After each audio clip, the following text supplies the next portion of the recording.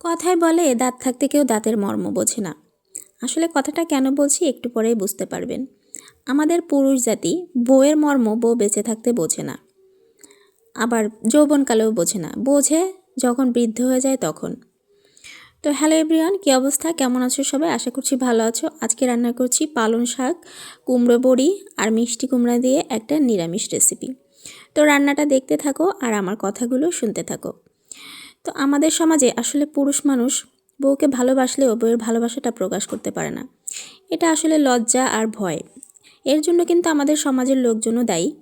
কারণ আমরা যদি দেখি যে কোনো একজন হাজব্যান্ড তার ওয়াইফকে কেয়ার করছে বা তাকে সম্মান দিচ্ছে, তখন আমরাই নাক সিটকাই বলি বউ পাগল। আরে ভাই, হাজব্যান্ড তার বউকে ভালোবাসবে, এটার মধ্যে পাগলামের কী আছে? সে তার বউকে ভালোবাসবে না তো কি আরেকজনকে ভালোবাসবে? আপনাকে ভালোবাসবে? হ্যাঁ, অনেকেই বলে যে বিয়ের পরে মা বাবারে ভুলে গেছে, বউ পায়ে একেবারে বউয়ের আঁচল ধরা হয়ে গেছে। শোনেন, মা বাবার ভালোবাসা মা বাবার জায়গায়। মা বাবাকে তো অবশ্যই ভালোবাসবে। মা বাবার ভালোবাসা হচ্ছে সম্মানের ভালোবাসা, আর বউয়ের ভালোবাসা হচ্ছে প্রেমের ভালোবাসা।